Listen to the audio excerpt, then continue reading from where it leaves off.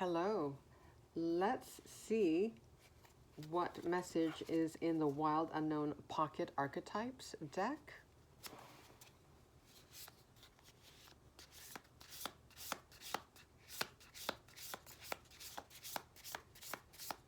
Which archetype will resonate with the viewer this message is for? There are two. Okay, let's see. The Nectar. All right. And the Mentor. Okay, here's an owl. You're a very wise soul.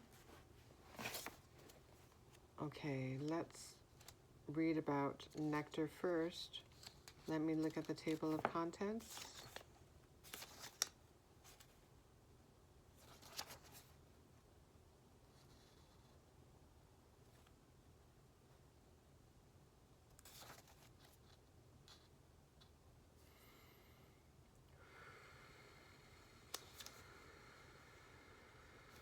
Did I miss it?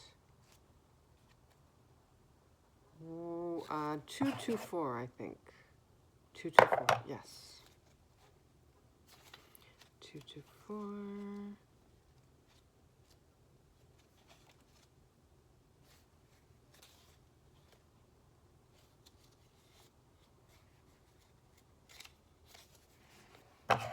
All right. Okay, some key words for nectar: the medicine, the elixir, the garden. In Hindu mythology, there is a miraculous substance known as amrit, or nectar, that contains infinite healing power. This golden nectar or sacred elixir is the drink of immortality and, like its sister substance soma, is known to activate subtle intelligent forces that ease the mind, body, and spirit. Though esoteric, these images lead us to the central energy of this archetype, the sweet, potent, heavenly essence that lubricates our spirit back to life.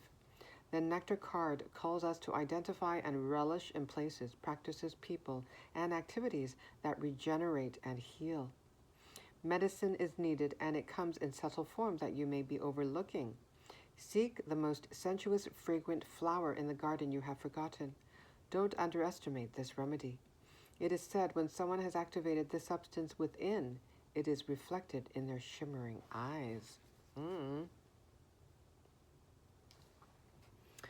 The Nectar, the Mystic, and Aletheia cards are linked. It is the mystic who, like Krishna, turns poison into nectar. That makes me think of transmutation, alchemy. And it is truth that can often serve as a potent elixir for healing. Okay. Being true to oneself. Being genuine, authentic. When light, glowing, relaxed, subtle illumination. When dark, fixation on fixing, aggressive approach to healing. Go Deeper, The Wind, One Brilliant Day by Antonio Machado. I do not know what that is. Is that a song? Is that a book, a poem? Sense the nectar within you, dripping from the crown of the head and soothing the brain. Let it drip down the spine like sweet honey. Okay, using visualization. Visualizing sweet nectar, healing you. Okay, and we have the Mentor. Page 116.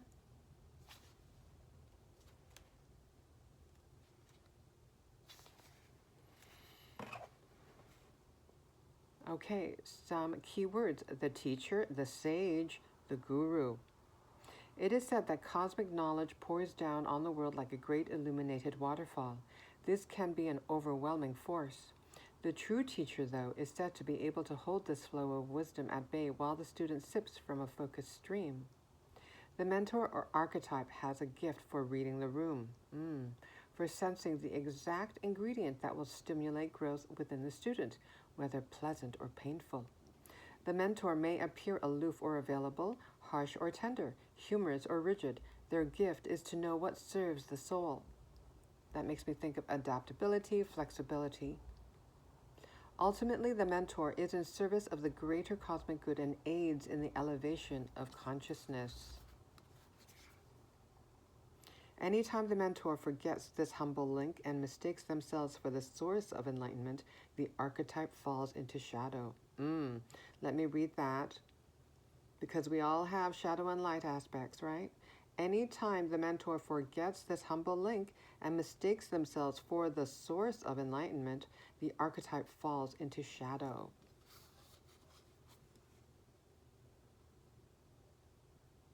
Keep in mind how easy it is to project power onto another. The expressions feet of clay and cult of personality exist for a reason. I've never heard that expression, feet of clay. Cult of personality, yes, I've heard it, but I'm not sure what it means. Okay, so when in light, focused, clear, bright, remains a student. Lifelong student, yes. Teachers are also students, always learning. That, to have that mindset is, well, it aids in remaining humble. When in shadow, self-serving, envious of youth, righteous, rigid. Okay. I'm curious, so I'm going to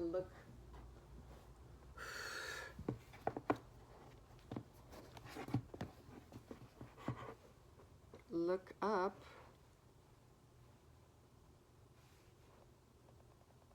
what is it, feet of clay?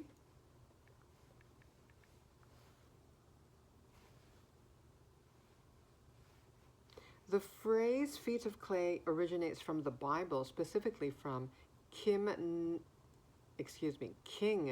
Nebuchadnezzar's dream in Daniel 2, where a statue's feet are described as being partly iron and partly clay.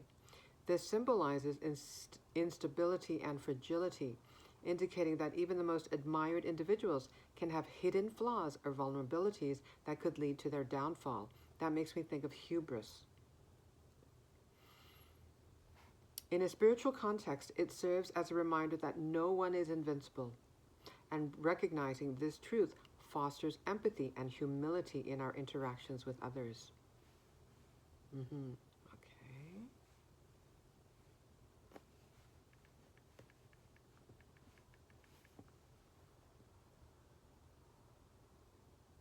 Okay, and I'm looking up the definition of hubris. Noun, excessive pride or self-confidence. Some similar words, arrogance, conceit, conceitedness, haughtiness. A second definition, in Greek, tragedy. Excessive pride toward or defiance of the gods, leading to retribution or nemesis, and also in a lot of Shakespearean plays.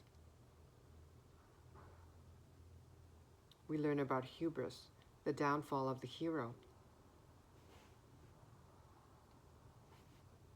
The fatal flaw. And what is it? Cult of personality.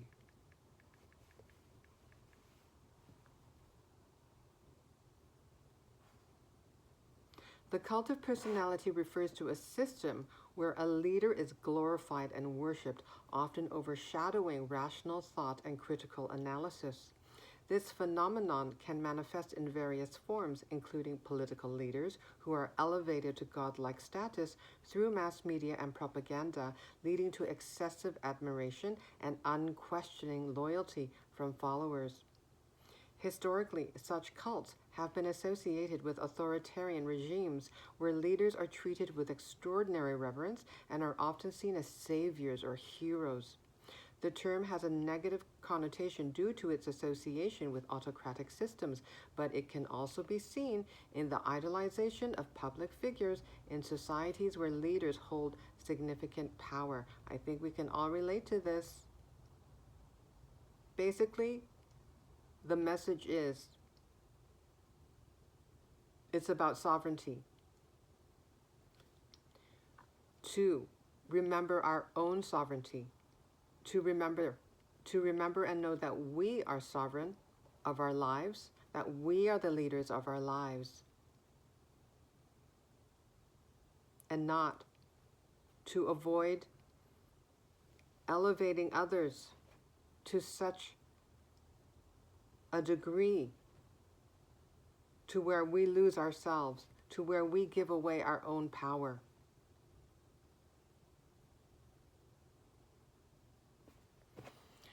Okay.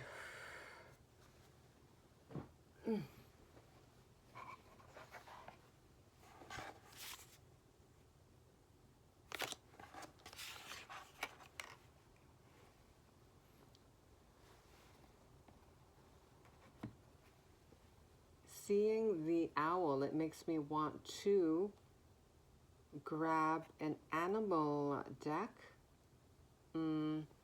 Let's grab this one here, the Spirit Animal Pocket Oracle.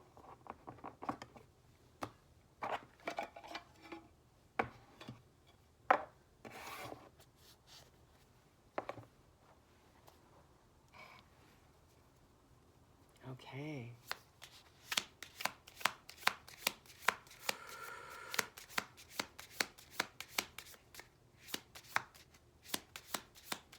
What's the message?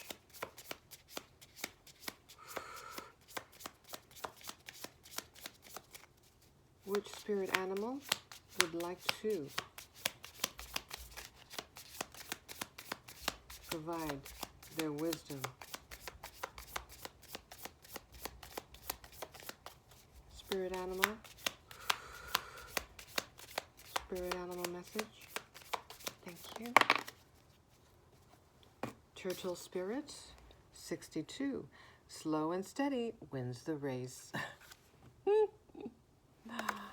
Okay. Well, turtles are ancient souls, just like owls. When I think of owls, I think of ancient souls, old souls. All right, 62.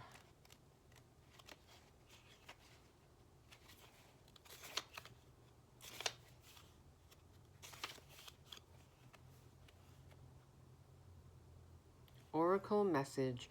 Turtle spirit arrives to remind you that when you do what you need to do, putting one foot in front of the other and trusting that you will see your intention manifest in perfect timing, your prosperity and love will grow exponentially.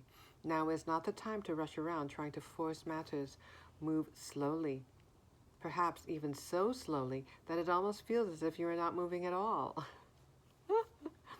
This may be a time to crawl before walking, taking your time to align to Turtle Spirit's place as you contemplate this road you are on, doing what you need to do in this small moment that will soon pass. Turtle Spirit reminds you that sometimes the best action is to slow right down.